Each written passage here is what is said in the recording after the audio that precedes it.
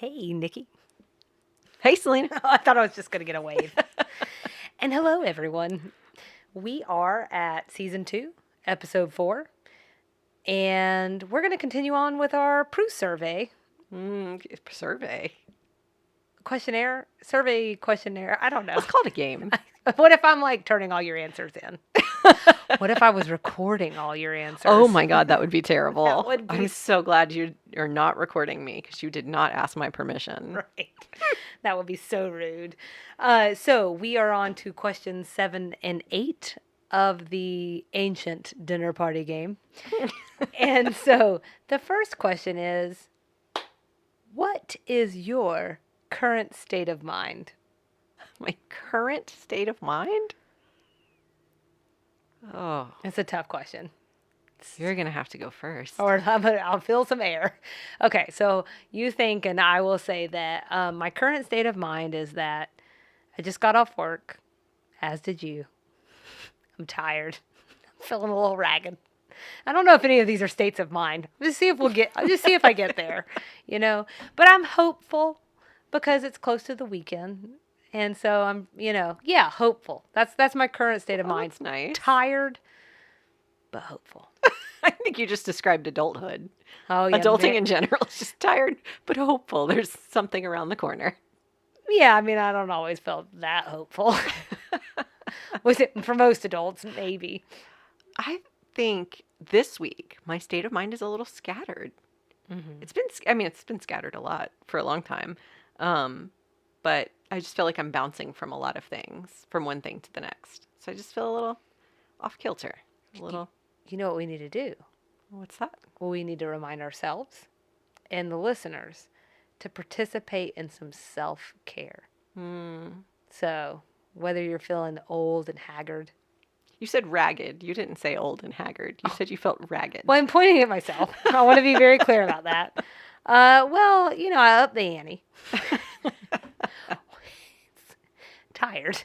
And even with the bits of hope, or whether you're feeling scattered, do something. We need to do something for ourselves. Do something nice for yourself. Treat yourself. I don't know what it is, but do something nice for yourself. And listener, do something nice for yourself because you matter.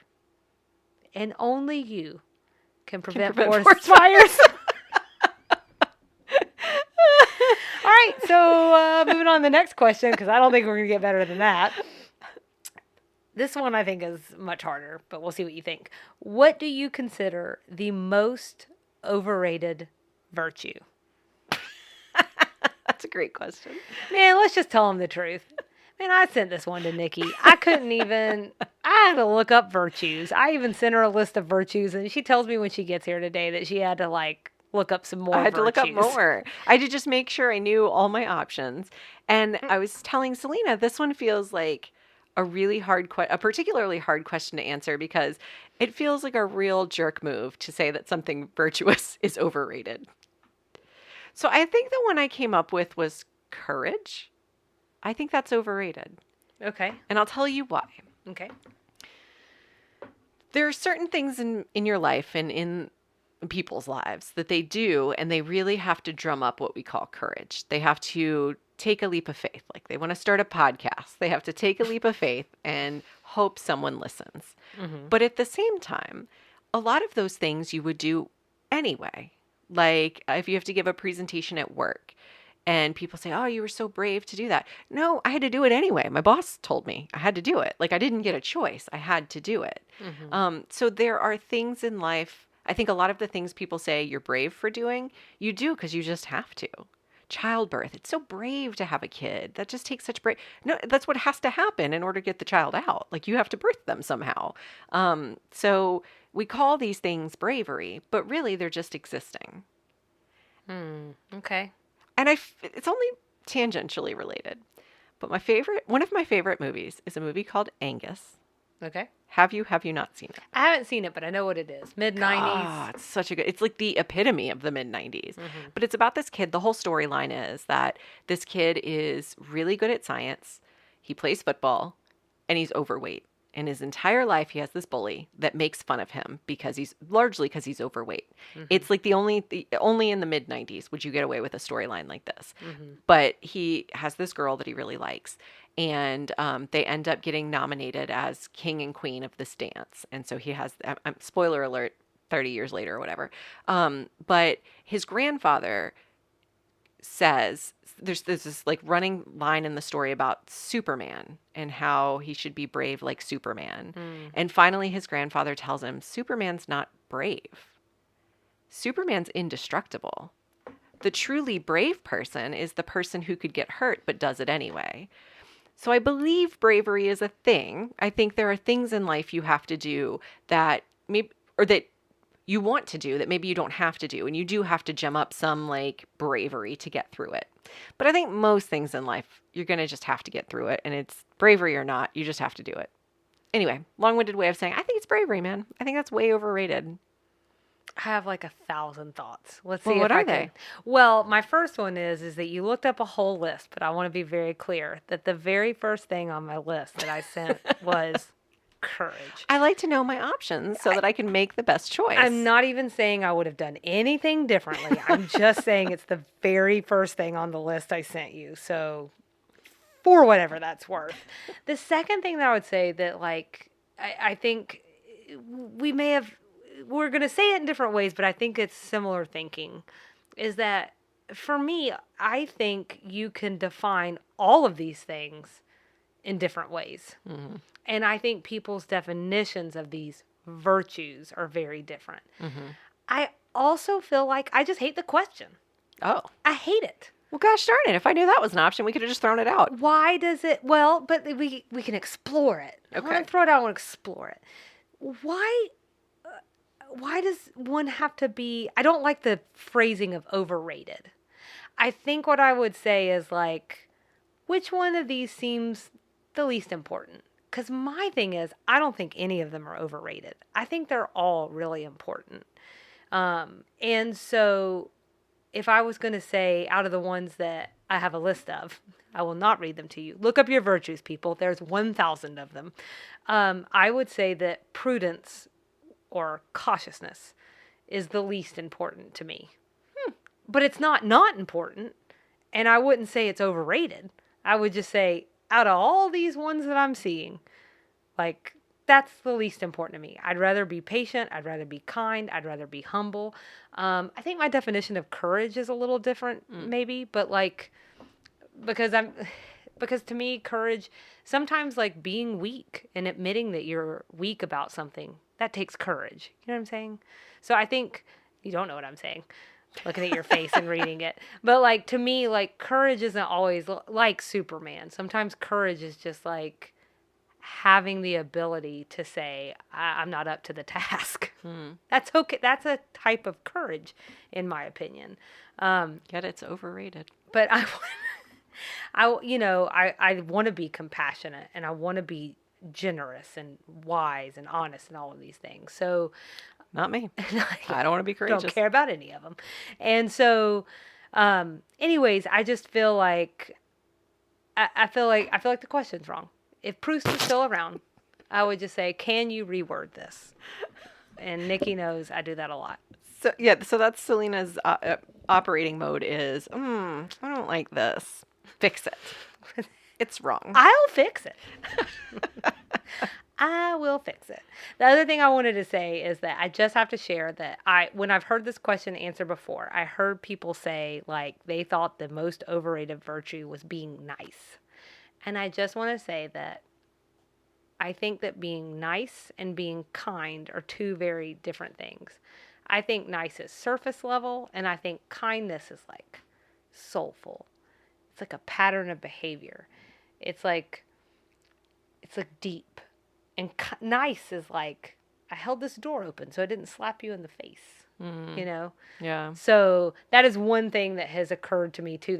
I'm bringing that up too because I just think that people have different definitions for all of these things. Yeah, I think the distinction between nice and kind is something that I've thought about a lot. Someone brought that up to me because people pleasers like myself like to be nice. We like to be the person that makes everyone feel comfortable, and we don't want to hurt their feelings, and we don't want to say anything that's going to rock the boat or make anybody feel anything other than happy. And the truth is, sometimes it may not feel nice to tell someone a truth, but it's actually kind because you're helping them understand how to communicate with you better, for instance, or you're helping them understand you may not see it this way because you're in your box, but if you pull out of your box and look at it my way, understand how that makes me feel. And it helps make them more empathetic. So in the end, it's kind, although it may not have felt nice to point that out. Does that make sense? It does make sense. I think you're describing the power of the positive no. There you go. To some extent. Also, in the worst transition ever, would it be with great empathy that we might like to talk about episode 4? Yes, it's an empathetic episode. We got ourselves an essential episode on Hulu. This is a big one. It is our second essential episode. Right. We haven't seen one since episode 2 of season 1. It's been a while. It's been a while. So our Hulu episode description, this episode is called Killing All the Right People. Hulu says, a wonderful young friend enlists the sugar baker firm's services for an unusual project. He's dying of AIDS and wants them to design his funeral. And Mary Jo becomes involved in a PTA, Parent-Teacher Association, debate over sexually active school students. The air date was October 5th, 1987. IMDb's is much shorter. The ladies plan a funeral for a fellow designer who's dying of AIDS. Do you have a preference? I prefer the first one. Agreed. I like the detail. Yeah. Which is unusual because normally Hulu's the one that aggravates me. Yeah. So. Sorry. Is there anything, while we're on the subject, is there anything you would change in this description? No, I really like the first one a lot, but Okay. I also really like that you made sure that people understood what PTA meant. Don't know if everybody knows that. No, it's good. It's good. I understand we have some Irish listeners. I don't know if they have PTA in Ireland. Oh, you're so kind. And empathetic. Yeah. So this one was written by LBT. And Selena in Extra Sugar this week is going to get into a little bit of the backstory behind writing this story for LBT, because there is a little bit of a backstory. It was directed by Harry Thomason. And I guess that's it. You want to jump into general reactions and stray observations? Sure. I mean, do you want me to go ahead and just give you my first one? Yeah. The return of Bernice. Such a serious episode, but you know, I would just say that it was nice because this is a pretty serious episode, and I think that the show pulled out the big guns. We haven't seen her in a long time. And I think they brought her back because we needed some comic relief in this one. Yeah. And she was able to provide that. She definitely was. She was, I listed her in my things I liked about this episode section. Oh, okay. She's definitely a thing I liked in this episode. She was definitely comic relief but didn't distract from the episode. She didn't take us necessarily down rabbit holes that were irrelevant to the episode or felt random. More random than they needed to be, I guess I mean. I think my biggest general reaction is that this was a tough watch. It was, but like a beautiful one. Yeah. I don't know. I was so moved like the whole time. The first time I watched it, I actually started crying. I didn't know this Kendall character at all. I started crying when he said he had AIDS. And I think it was kind of putting this in line with the time period that it was happening in and putting the pieces together in my head that it was setting up to be a very intense episode. Right. Yeah, I think one of the things that hit me about Kendall while we're talking about him, this was one of my main observations, was how sad it was and how it just hit me in a really terrible way. That he mentions his family is more upset they learned that he's gay than they are about him having AIDS. Yeah. And knowing that he's going to die. Yeah. And just as a reminder, I mean, this is like, it still happens today. Yeah. And that attitude hasn't disappeared. And so I think that was just one of the first things, like, watching through the episode that felt like it really affected me. Yeah. I have a lot more in the what I liked category than in general observations this week. But I will say, just in the interest of sharing some random Strays? observations, I got strays. I love a stray. I got strays. This one's fashion related. Okay. Suzanne's salmon colored blouse at the beginning with the bow. I don't like calling them what they are.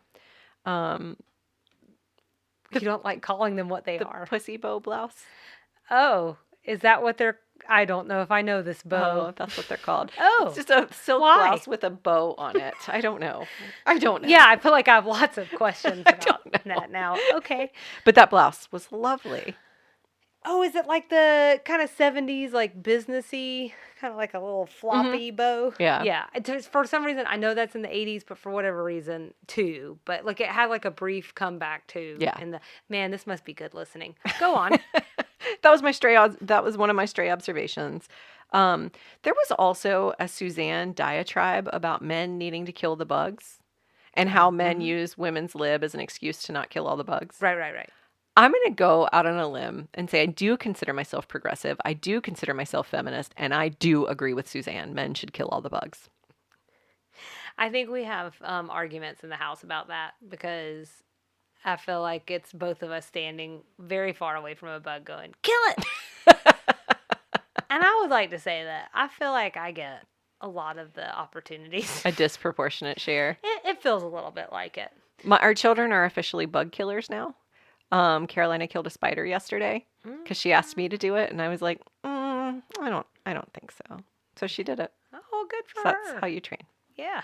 Anyway, I appreciated that, and I just felt like I needed to put that line in the sand for listeners to know a little bit more about me, which is I am not interested in killing bugs. Then my last random one, this one is really kind of random. At the end of the episode, when they're in the funeral home at Kendall's funeral, and the camera pans back, and all of the ladies are sitting there and singing A Closer Walk to Thee, Julia is not visible. You can see the outline of someone behind Mary Jo's head that has long brown hair that could look like Julia, but you never actually see Julia's face. Do you think that's one of the dimension things? Like when it got moved to Hulu or something, maybe the dimensions are different on Hulu and it cut her out? I don't think, no, because Mary Jo's face just clearly covers her. There's no, like, it's not a cutoff on the screen. Mary Jo's face covers her. Oh, so you're saying it's like weird blocking. I wonder, it's weird blocking, and I wonder if it's because she couldn't be there that day or something. Oh, yeah, maybe. I don't know. So I was just curious because I wondered if that meant then they went back and recorded that scene separately and only the people who could be there were there, or it was just such an obvious. And as I'm saying this, I'm wondering if Charlene was there. And now I can't remember. Well, I would say we could pull up and watch it right now, but again, not sure that would make for good listening. We'll have to check that part out. So that was my last stray observation. Okay, I had a couple. One is just a question that I think based on you and I, just gonna go ahead and say it, have watched a little bit ahead in some of the episodes. And I want to say, can we please keep an eye out for use of off the beam? Oh, uh-huh. Because I think we're going to get a lot of references to it, and I think it might need to be something that we're tracking. Okay. So that's thing one. My second stray was this comment about Maureen Reagan. Uh-huh.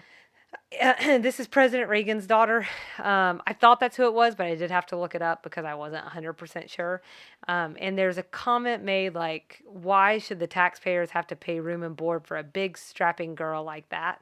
This felt like code fat shaming. Okay, so I didn't love that. I had to look at it, so it's in my references, which we'll skip now. But I had to look it up because I was looking to see if there was any basis for that. Was there something going on in her story that I didn't find anything? Yeah, and she didn't look. I have her in my references too. So, did you find out any reason they would have said that? Actually, no. I mean, I do think maybe she's just like tall. Yeah. So I saw that. I mean, I think it was just more of a slam. So strange because I didn't get it at all. It feels like one of the 80s. Yeah. I mean, so honestly, since we're just gonna go ahead and say it, I actually thought that she sounded very centrist in her beliefs, and if we had not if we were not doing the extra sugar that we did today, we would be doing one on her. Yeah. That's how interesting I thought her background was. So, guys, look up Maureen Reagan. There you go. My other stray is just Tony Goldwyn. Oh. And just to say that this is Tony Goldwyn is who plays Kendall in the episode. And just that if you guys are like, oh, he looks familiar, but I'm not sure from where. He played the president on Scandal or Fitz. He was also in Ghost. I will not tell you what character. No spoilies. Oh. And then he was also in like one of my favorite movies from the 90s, Kiss the Girls, which is based on a James Patterson novel and features Ashley Judd. And he actually, I didn't realize he does like, he like directs. I didn't realize that. And I don't know if you've ever seen Someone Like You. It was like a early 2000s rom-com with Ashley Judd and Hugh Jackman. Such a good movie. I've probably seen it like a dozen times. Anyway, so that was my other stray observation. Well, there you go. So do we move into what we liked? Sure. It's a much longer list for me. Yeah. Start us off. Or much more in depth, I guess. My big picture, what I liked about this episode was I liked the structure.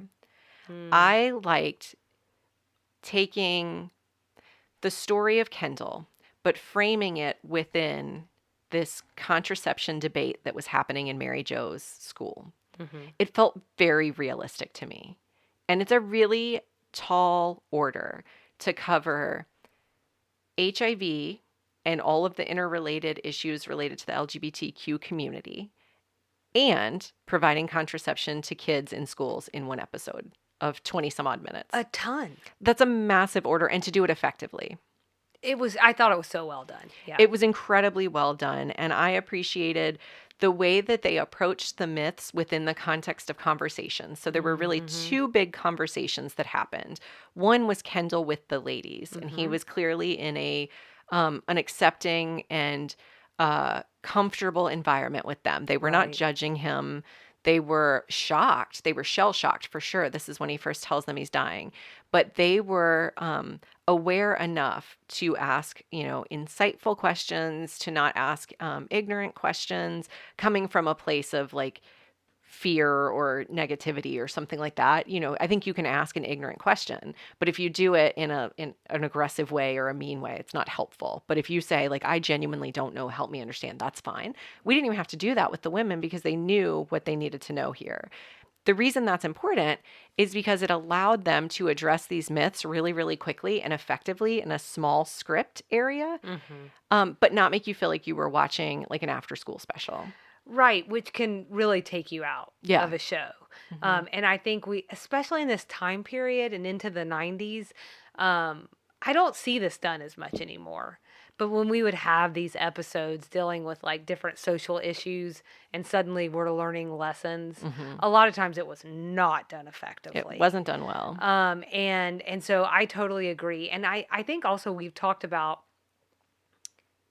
the powerful ways that you can use the writer's room and like a platform like a sitcom. And I think the last time we really talked about it being used so effectively was the one where Charlene thinks she might have breast cancer. And so this is the next time I felt like it's been this powerful. Yeah. I also think that another way that not they, but LBT wrote this that was a really good way to introduce Kendall is, if you remember, they were talking about, we've never met Kendall. This is the first time we do. But before he actually comes in, they're talking about him. And they're saying really wonderful things about him. And then once he shows up, we learn about him dying. And then we learn that he's also gay. And I think they did that very strategically, given the time period. Again, today, it's not a big deal to have a gay character on television, but this is 1987, and I think it was a bigger deal. I think there was, and that's what we'll talk about in Extra Sugar, but there were much fewer representations, and there were, I feel like there were probably much fewer representations that, were pairing together, like showing like the humanity behind this person. So you're arguing that they kind of set him up as a good character and a good kind of person and the kind of person you'd want to have in your life. And then they bring out these other things about him. So it almost makes it hard, although some people certainly can do it. But you have become empathetic to this character and there's no reason you shouldn't like them. Then they introduce that he's gay. Well, I can't not like him just because he's gay. He seems like a really good person. And that was sort of what they were trying to do, is make it. I think so. Yeah. Yeah. I think that they were trying to use the script in a really strategic manner. So I think in that same scene where he's talking to the ladies, there is an opportunity for him to say, it's not just the gay community, though, in this hospital I was in. Yes. And I think you'll probably get into this in Extra Sugar, how that's related to LBT's experience with her mother. But I thought that was a really nice way to, again, it felt natural to the conversation. It didn't feel preachy, but it was an opportunity for LBT and for the entire show to say, like, it's not just this community, though. Even if it were, we should care, but it's not just this community. Yeah, I think too, well, it what made this more human and less like preachy or like we're in a lecture hall was that, again, it was so human. It was so heartfelt. Charlene grabs his hand and he comments how most people, not even hospital staff, will do that. That's, I mean, that moves you, you know? But you still learn something, and you learn something about the larger environment, and you learn that there's no reason for that to be an issue. Right. You can touch someone's hand. Right. That's not going to get you sick. Right. And so I think, I don't know, it was just a brilliant way to bring those points to a whole different group of people. So they use the front half of the episode, or like maybe first third of the episode, to talk about myths, to kind of set them up and knock them down. You know, you don't have to be gay. You can touch me. All of these myths. Then they use this character of Imogen, whose name I always struggle to say. Imogene. They have brought in an external person that they can use as, I want to use the word villain, but that feels maybe not super fair. But maybe it is. I think with what she says, we'll call her. I'm trying to square nice and kind here. Yeah. She's a villain. Yeah. So they use an external character to bring up some of the talking points. And do the opposite of what we did with Kendall. So before any of the next things that you're going to talk about happen, we already learned that she's kind of a pain in the butt. Right. Oh, good points. Right. So she and Julia clearly have a little bit of a history. They have, I guess, children about the same age. Payne and Imogen's son, I think, are about the same age. And it's like a constant competition between the two of them. I don't think Julia really cares. No, it seems to be a one-sided competition that she's just trying to get away from.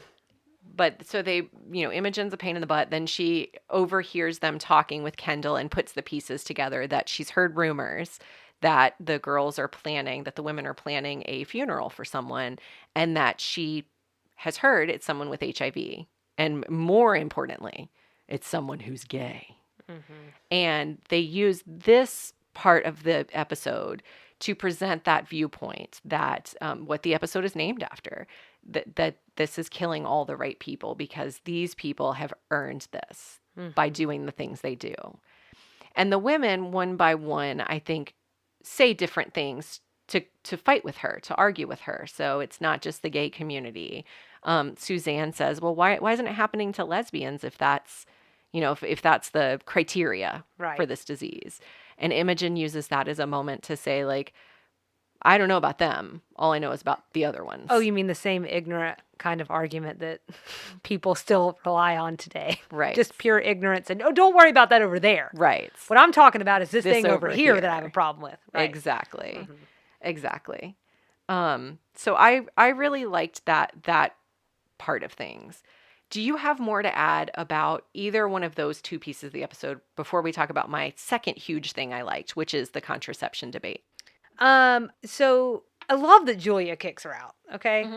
And I love that she, basically tells her that she's a hypocrite. So we don't really know much about what Imogene has done or who she is really, but based on the things Julia says, she's no angel. And so it's, and she tells her as much. And I thought all of that was well executed.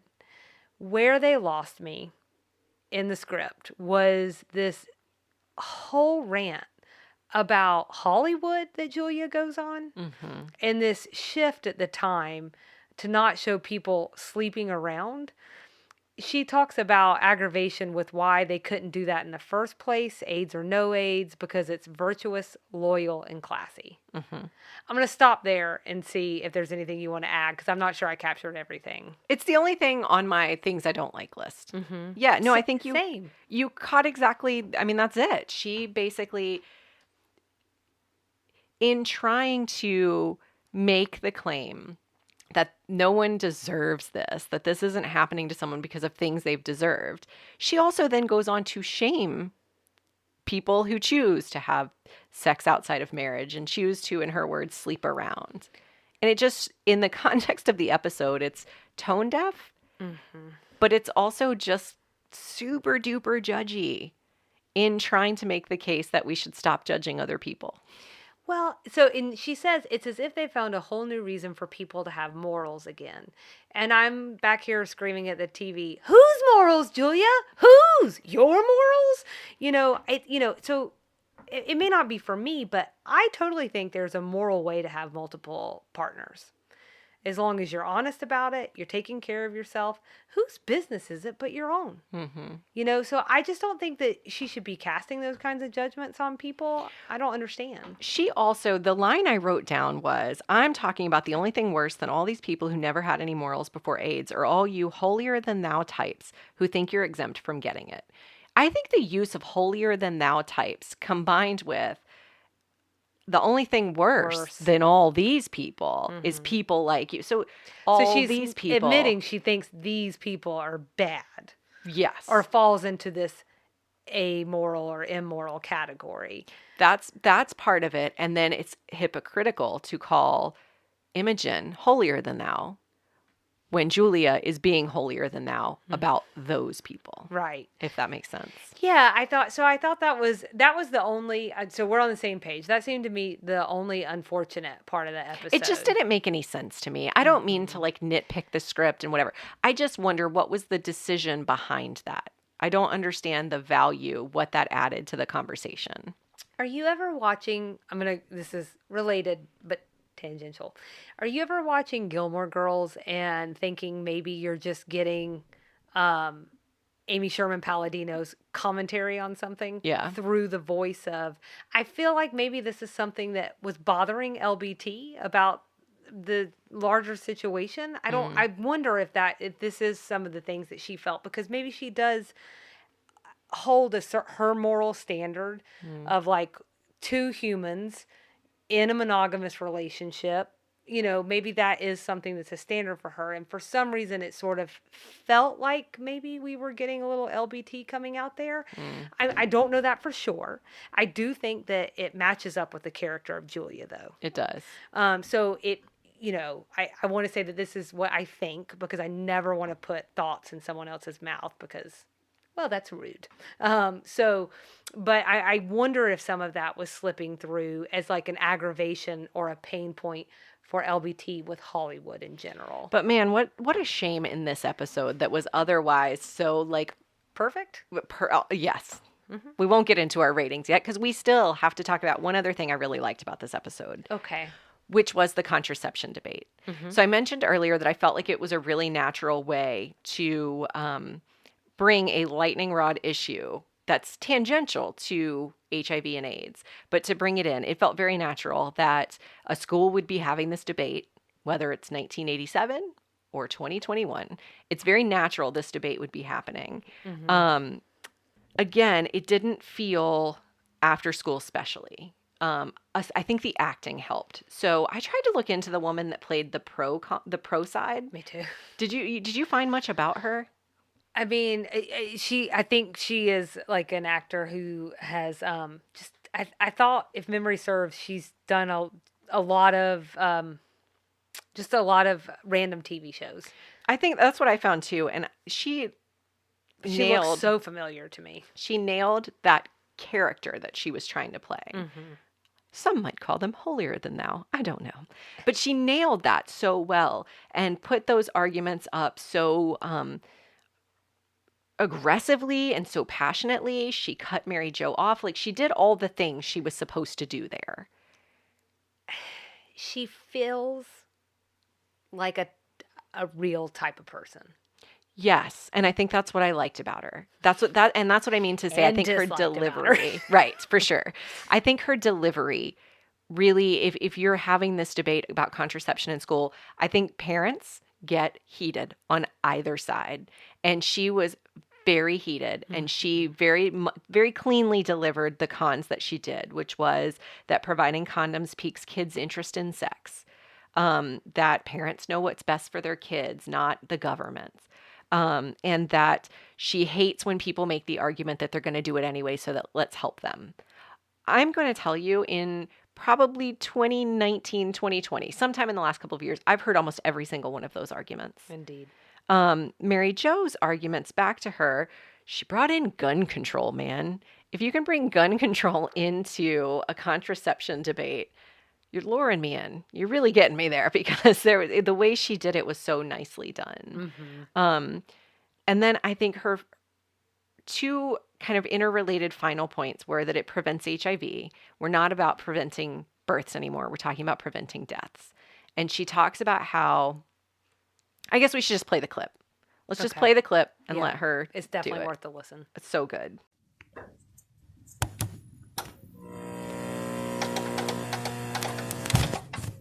What I am saying is that I have a dear, sweet, funny friend, 24 years old, not very much older than the kids that we are talking about here. And he came to me this week and asked me to help plan his funeral because he's dying from AIDS. Something that he got before he even knew what it was or how to prevent it. I've been thinking a lot about his mother this week and what she might give for the opportunity that I have tonight, that we all still have here tonight, because now we know how to help prevent AIDS. And I think that it really shouldn't matter what your personal views are about birth controls, because you see, we're not just talking about preventing births anymore. We're talking about preventing deaths. 25,000 Americans have died, and we're still debating. For me, this debate is over. More important than what any civic leader or PTA or Board of Education thinks about teenagers having sex, or any immoral act that my daughter or your son might engage in, is the bottom line that I don't think that they should have to die for it. Thank you.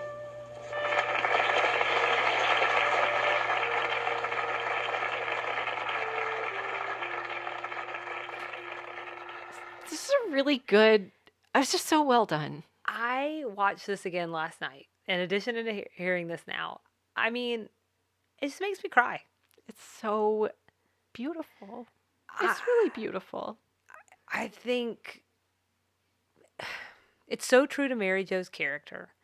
One thing we haven't touched on is she was looking in the last scene before Julia goes off on Imogene to make Julia mad, because she wanted to get up there and she wanted to be a firecracker. Yeah. But she didn't need to be. Mm-mm. Because she did something that was more her, I think arguably more stirring, and more right for the situation. I don't think it didn't need a Julia takedown. It needed an impassioned plea, and that's what she gave. And what else?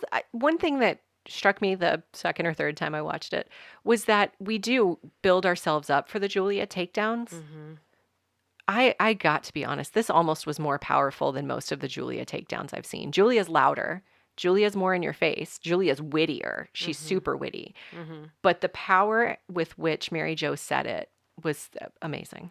Well, so the thing that got me the most, so just as a reminder for folks, Tony Goldwyn, Kendall, comes in.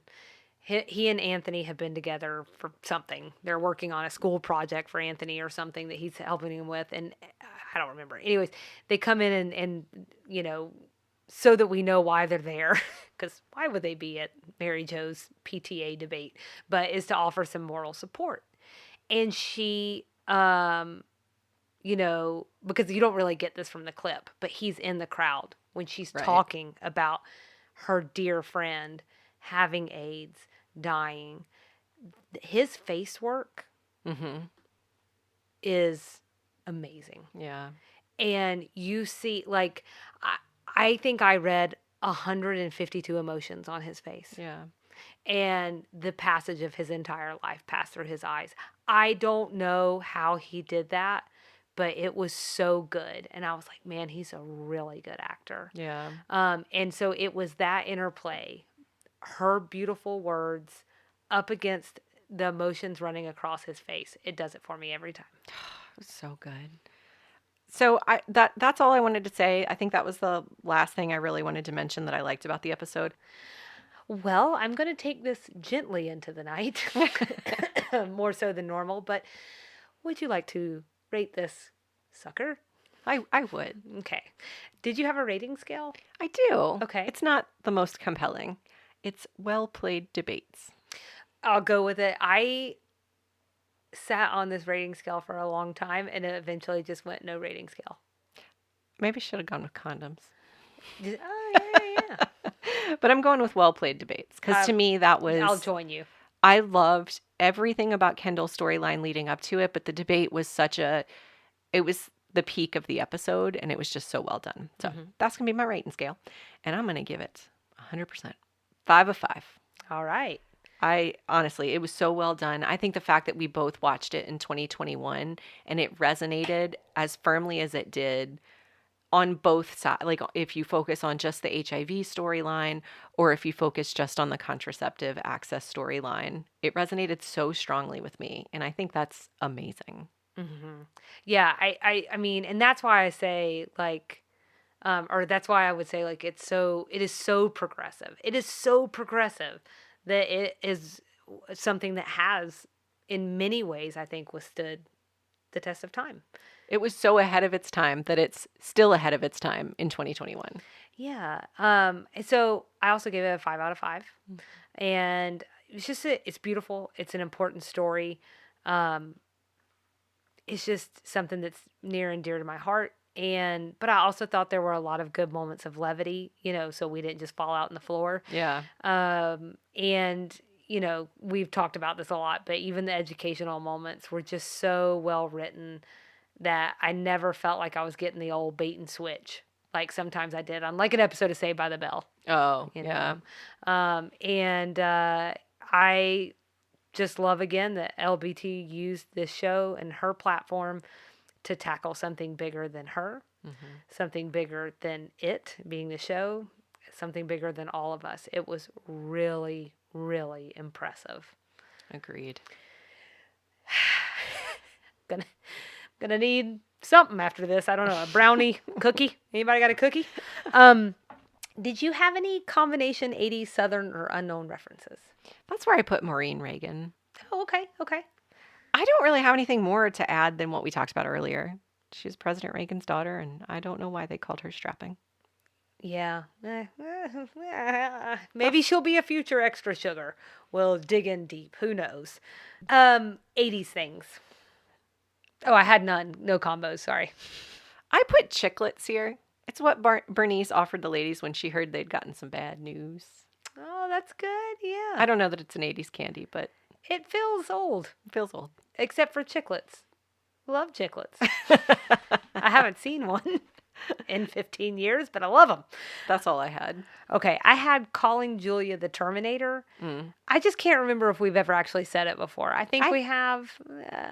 They've definitely done it. I just don't know if we've called it out in the 80s references before. No, we have not. Okay, so just really been, who knows? I know It doesn't matter. I'm going to tell you what I'm not going to do.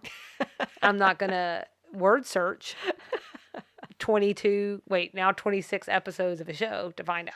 She's going to word search and report back. You don't know me. Another 80s thing, needing an educational episode about HIV and contraception. Oh. Just felt very of the time. I don't know we would get that now. You know what I'm saying? Yeah. I think a lot of people might think the problem's fixed. So, Southern things. Vanderbilt University. I think that's where she said, is that where she said Payne went, or is that where she said Imogen's son went? One of them. One of them. Anyway, it's a university in Tennessee. The whole concept of frenemies who are all smiles while they tear each other down with passive-aggressive remarks and facial expressions. That's how I refer to the Imogen and Julia interaction. That feels very Southern to me. It does. And Northern women, Western women. Tell us. Yeah. Is this a thing we all do to each other? Are we in, well, whoa. First of all, we don't all do it. I'm just saying, like, sometimes you see it happening in the environment around you. I ain't got time for all that. But it definitely is like a thing. It's a thing. So, and I'm just curious if, like, we are attributing it to the South or if it really is truly Southern. But we have mentioned something in that vein on the show before. Yeah. And I also had the French Quarter and the New Orleans style version of A Closer Walk to Me. Oh, Closer Walk to Thee, not me. The French Quarter is the oldest neighborhood in New Orleans, and it includes Bourbon Street, which, if you know New Orleans, you should know Bourbon Street. And Selena just lifted her shirt up in, what would you call that? Woo! What's that game? Charades. Selena just charaded pulling up her shirt. Yes, it was I feel like I should clarify. And I also looked up A Closer Walk with Thee because it sounds Southern to me. Is it a Southern gospel? Wikipedia says circumstantial evidence strongly suggests that it dates back to Southern African American churches in the 19th century. However, they also quote a story disagreeing with this. So the origins are not fully known, but there seem to be some Southern roots. Okay. And I think I just called it the wrong name at least one or two times. A Closer Walk with Thee. Mm-hmm. And I think I called it A Closer Walk to Thee. Oh, well. Anyway. We'll give you a pass. We give you a pass because you looked up the history. I did. So I think the only one I had on there, other than what you've already shared, is the name Imogene. Oh, yeah. Like, that feels pretty Southern. It took me a couple runs at spelling it. I'm not even sure it's spelled correctly in my notes, but that's okay. Hey, references that we need to talk about, or you just needed to look up? Nope, I don't have anything here. Oh, man, maybe you can answer this anyway. So at the beginning, some organization is mentioned by Suzanne as an example of Imogene one-upping Julia. She says, if Payne joins SAE, Sigma Alpha Epsilon. It's a fraternity. Okay. That's what I needed to know. See, look at that. I think Sigma Alpha Epsilon. You should have seen me looking up that. I couldn't find nothing. nothing. No. I almost put that in. I think I was going to put it in Southern, but I didn't really, honestly, I didn't feel like looking up the roots of a fraternity, so. Hey, you answered my question. I think, so nothing like that came up in my search, though. Oh, weird. Yeah, it seems like, and I even think I tried to run it against a school or something. I was like, maybe it's just with that one school. I really should have caught on that was a frat. Yeah. Okay. WKXJ. This is Anthony's way to extra credit. Oh, yeah. But it's actually a radio station licensed in Tennessee currently. So. Weird. And we've already mentioned Maureen at length. We love her. We don't know her, but we love her. Cut lines. I had a few. I'm going to say the most relevant one so I say a few. I had two. Charlene talks about blowing up all of her daddy's condoms. Mm-hmm.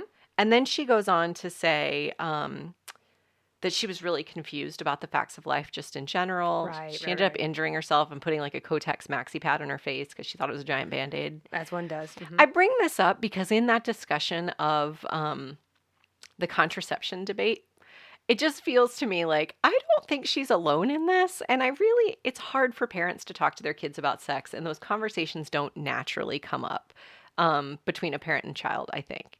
Mm-hmm. If you're not listening, I think kids ask a lot of questions that lead you there. So I bring that one up because I think it's relevant just to say to parents who are listening, don't let your kids wonder. Don't let them make up definitions and assume that maxi pads belong on their forehead. Help them understand. Although a tampon really can stop a nosebleed.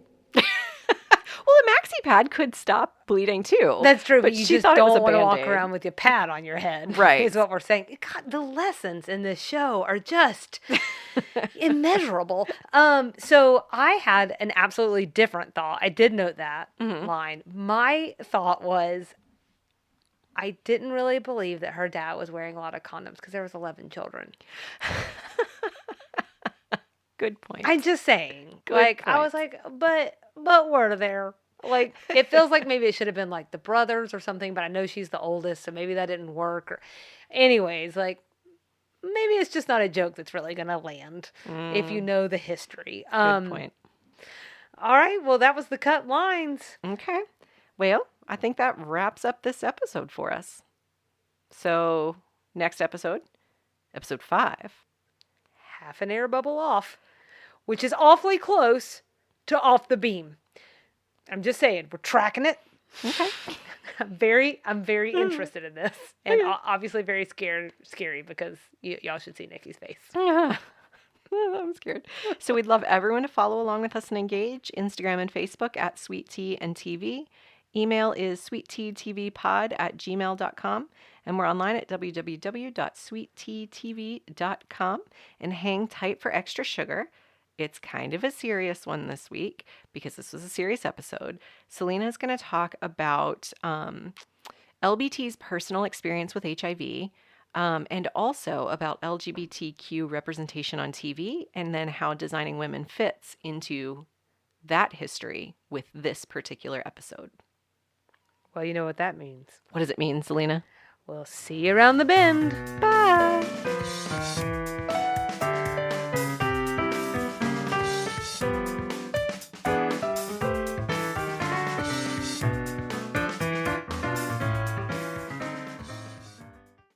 Welcome to today's Extra Sugar. I'm going to be honest. It's kind of a serious one. But it was serious content. It was kind of a serious episode. Yeah. So we got some things to cover, though. And, I mean, I'm excited to have the conversation. I just want to give that pre-warning that I don't know it's going to be like, maybe not a lot of laughs. So Is that what that was? I'm That sorry. was a laugh. I don't know what that was, actually. I'll work on it. But here's the things that we're going to cover. The real life story behind this episode. Mm-hmm. Then I'd like for us to talk about how this specific episode fits into LGBTQ TV history. Okay.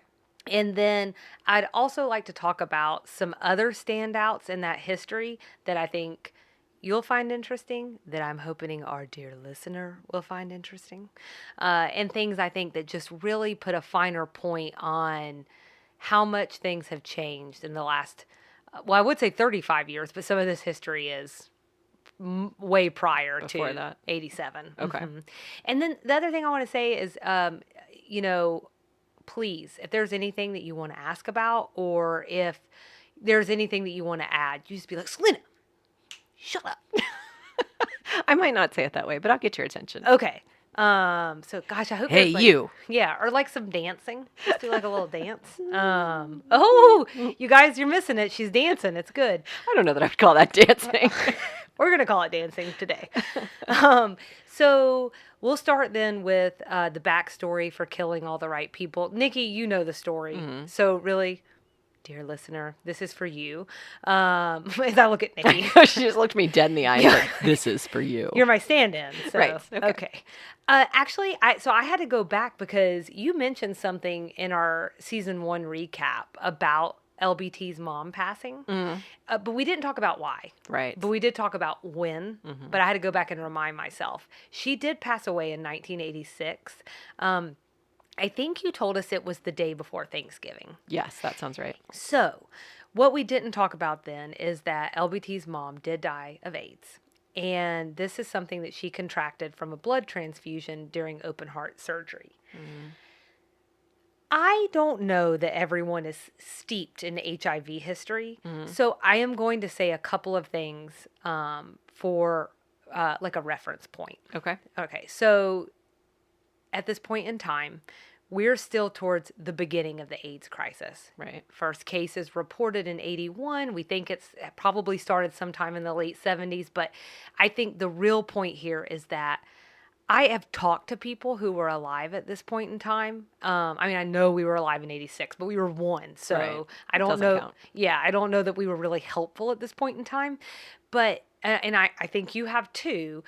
And they just talk about the energy just being weird. Because you have to remember, guys, this is pre COVID. We had never experienced something on this level, not in modern society. I think people are scared, they're confused. There's a ton of misunderstanding, there's a great deal of misinformation. And I think it's fair to say that even as like the scientific community is learning things and the medical community is learning things, fear was bigger than even the knowledge that was coming in. Do you think that's fair to say? It sounds like it was. Right. It certainly sounds like this was a virus people didn't understand. They didn't fully understand the transmission. They kind of thought they understood the population it was happening to, but they weren't totally sure. So there were just a ton of questions swirling, and then they didn't know where they fell into all of that, which is ultimately what everybody's afraid of. Like, where am I in all of this? Well, and it's not just people. I think the other point is this is also like being a healthcare provider does not, and certainly did not at that time, exempt you from being scared, from your fear being bigger than the knowledge, from stigma, or frankly, from being homophobic. You know, that's not how that works. I wish it was. It sure would be helpful if it was, but you know, I'll also back up to a point in the episode, which is where Kendall talks about how some of the nurses refused to come in his room. And then I am mentioning homophobia because you mentioned certain populations or whatever. So in the beginning of the AIDS crisis, epidemic, whatever you want to call it, people thought that it was only in gay men. So even when evidence started to emerge to the contrary, that was still the predominant thought. And that mythology stuck around. And I would not be surprised today to hear some people still have that confusion. Yeah, to call it the gay disease. To call it that, or just think that somehow, like, this is and I have my quotation hands up, guys, a bullet they can dodge. Right. You know, and that is just not really how that works. So, you know, it is fair to say that it did hit the LGBT community really hard. Particularly gay men, and for lots of reasons. But none of these had a damn thing to do with someone's sexual orientation.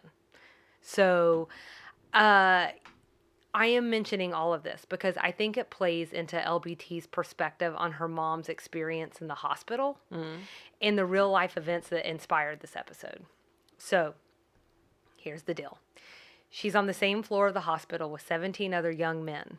And I've watched interviews, I've read stories, and the way she describes it is that basically everyone's dying alone in their rooms.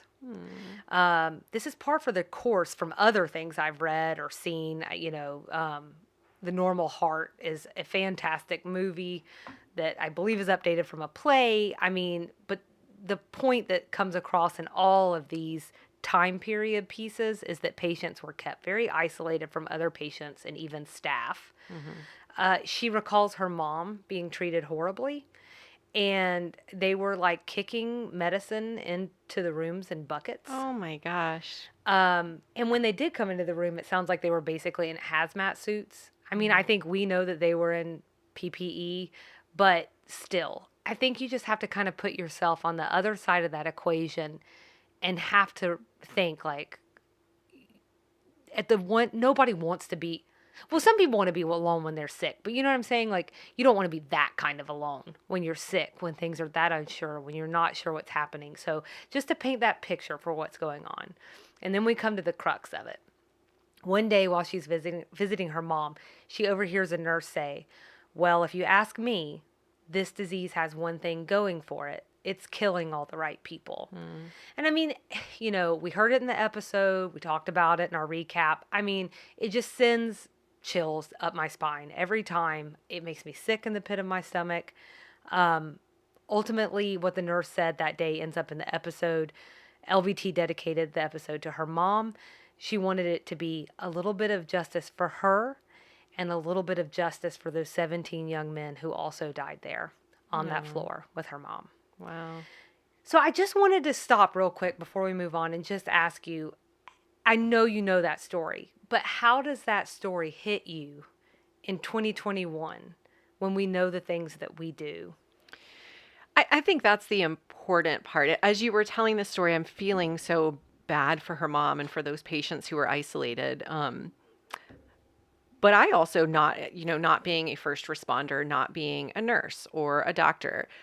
If I put myself in their shoes, it's hard. I don't want to place too much blame on them in those early days because there was so much they didn't know. And they already put their lives on the line for so many other things. I think about COVID as well. We have this pandemic that has so many unanswered questions. Information has come so much faster with COVID, scientific information, than it ever could have with HIV and AIDS. But I think there were a lot of unanswered questions in the beginning, and you had a lot of people providing healthcare who they're just human. They're humans. And so they have families and they have lives too. So I think that there are two sides to that story. And I hate that her mom was treated that way. Knowing what we know now, I certainly know that wasn't right or fair. And she shouldn't, and none of those men should have been treated that way because people who are dying and people who are sick deserve dignity like everyone else. At the same time, I'm hearing you say that and I'm thinking, oh gosh, but how scared must those providers have been too, not having any information or minimal. And I think it's really important to say that these are not completely overlapping circles of people who were both fearful and homophobic. Right. So Right. I think that my hope is that nurse and the things that she said are more of an outlier. Even at those times today, whatever. I think that is a very important point of clarification. Now, what the nurse said is what wouldn't have been right in any environment because no one deserves to die a certain way. No. No one deserves to get an infection based on anything, any life choices. You don't deserve to get sick and die. So that what the nurse said, my opinion, 20, 30 years later doesn't change. Absolutely, totally in the wrong. Yeah. So it made for excellent TV though.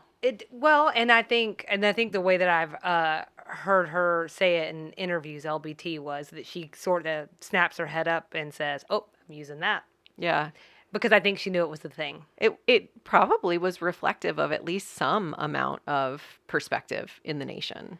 And to be able to call it so broadly and... I'm afraid it probably was a scary amount, to be honest. Yeah. So I actually think for me what it does is it reminds me that we were born at a really unique time. So we were born after HIV was a thing, So... we were never alive in the time before that. And I do think there's it's like a dividing line because I do think that it had that significant of an effect on the world. For sure. At large, right? Yeah. It changed so many things. Yeah. And so it seems to me that we don't have that before perspective, which puts us in an interesting spot. At the same time, a cure didn't come along until we were 10. And so... I think we got to, if we didn't see it directly, that fear was in the environment.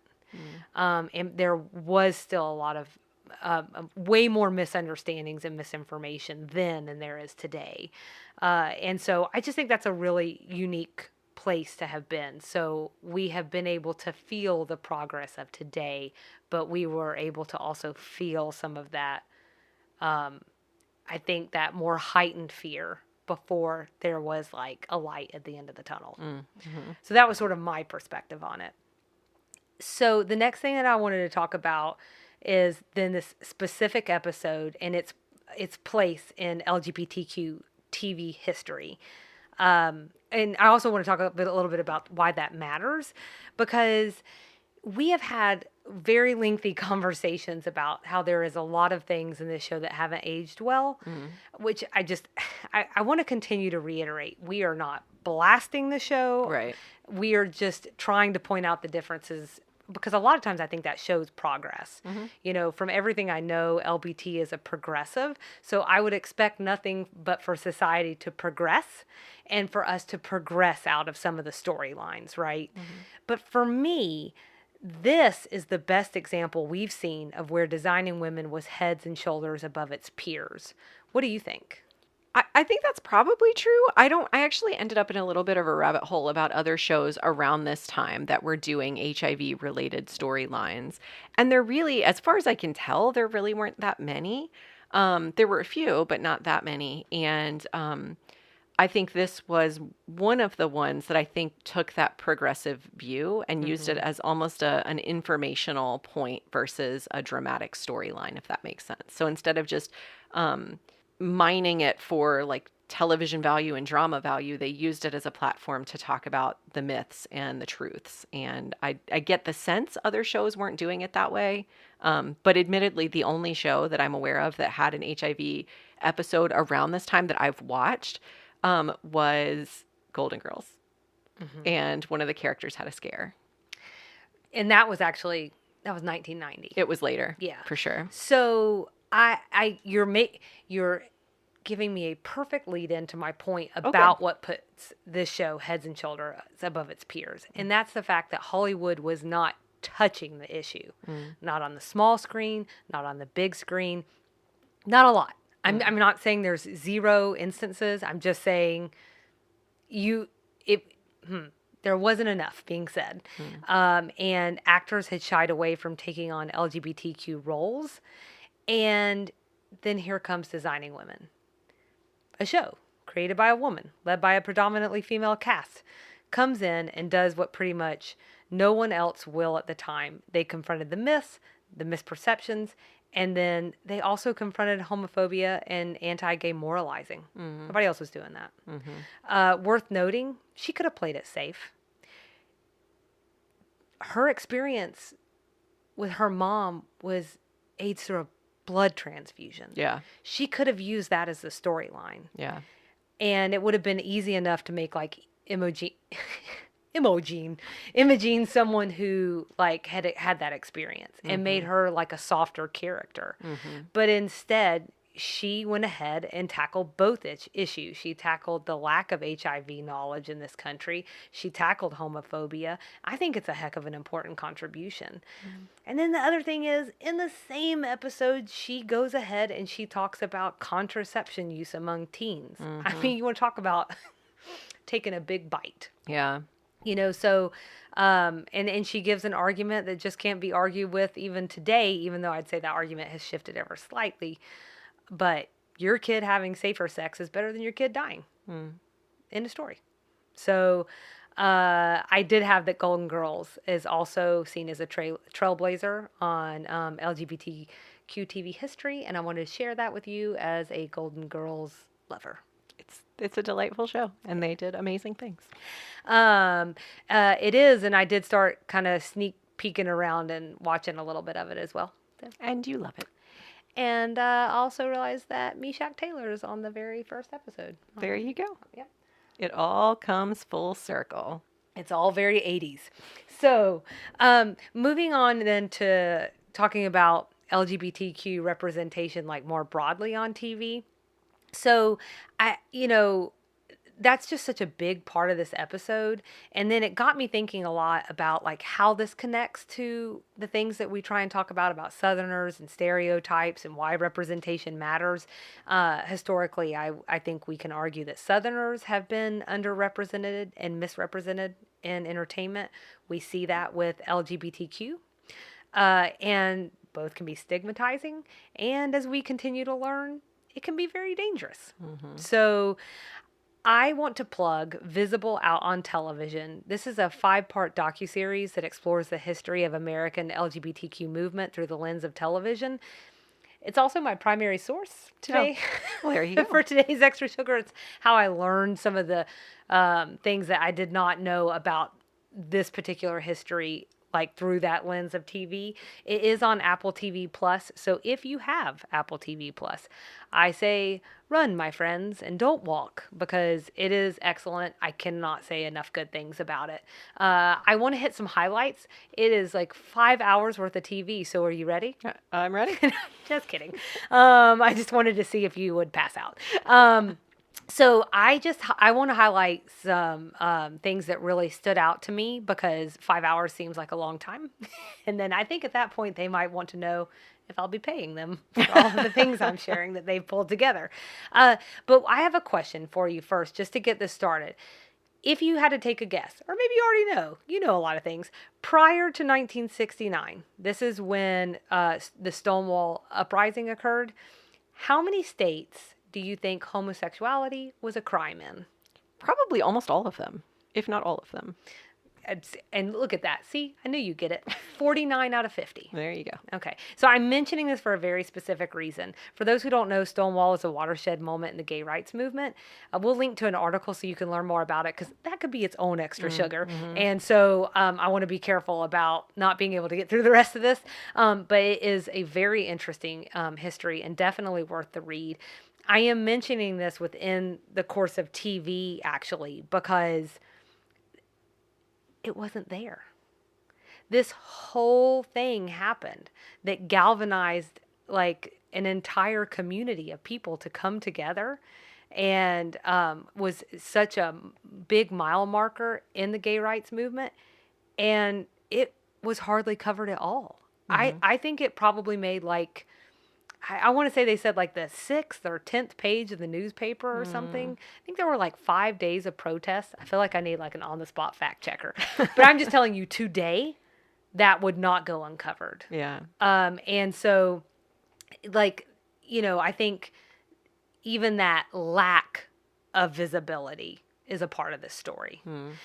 Backing up from that, in the early days, TV's code of practices. Sure wish I could have found that TV's code of practices around swearing in season 1. But at the time, they prohibited any positive portrayal of homosexuality. And so we wind up with a fair amount of, wait for it, homicidal lesbians, and also gay stories ending in suicide. So these are the early days. Positive LGBTQ portrayals do not show up until the 1970s. I'm going to just level with you. I can't believe it was as early as the 70s. That feels early. It feels sad to say, but also like, I don't know. I feel like I've been on the planet long enough to know that, like, I was surprised. But I got a Designing Women connection for you. Okay. So in 1972, we get the first TV movie to depict homosexuality in a sympathetic light. The name of the movie is That Certain Summer. It's like about a young kid who, his parents are divorced. He goes to stay with his dad for the summer, and he winds up learning that his dad's gay. And he winds up meeting his partner, and it sort of explores that dynamic and that relationship, and you know, the father-son relationship, and how this changes the course of his life. And it's a coming-of-age story. And here's the Designing Women connection. It features someone from the regular cast of Designing Women. Do you want to hazard any guess at who might have appeared in the movie? I want to say Delta Burke. I want to go and tell you, as a man. Meshack Taylor. Regular cast. So, yes, who is regular cast? But Hal Holbrook. Oh, okay. I don't even think of him as regular cast. Oh, well. We just finished a whole episode he wasn't in. That was a misleading question. I'm so sorry. So, Fine. This is Nikki over here. Was he the dad? Having a trouble not getting the question right. Yeah, he was the dad. Okay. And so, in case you guys don't know, because you may not know Hal Holbrook by name, Hal Holbrook plays Reese Watson, who is husband to Dixie Carter, a la Julia Sugarbaker in real life. And also Julia Sugarbaker's love interest on the show. I think you mean boyfriend. Man friend? Lawyer friend? So the censors, I wanted to share this because I think this is just signs of the time. They made them add something at the end where he winds up saying, quote, "I wouldn't choose this, but it's who I am." So talking about being gay. The censors made him add that? Made him add it. So doesn't that feel progressive though? I will tell you this, the activist didn't say so. I feel like I'm not sure that's a call for me to make. So, but I can tell you activists didn't, but at the same time, it was essentially seen as a boon for the greater cause. Mm-hmm. So I want to give another movie example, which is A Question of Love. This was a TV movie that is based on a real life story where the woman is denied custody because she was in a relationship with a woman.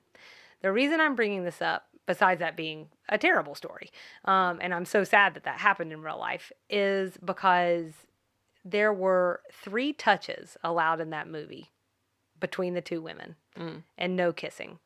So I think some of it is like, I want to back up to the other movie and say, I can understand how you would see that as being progressive, because I just can, without us going down that whole road.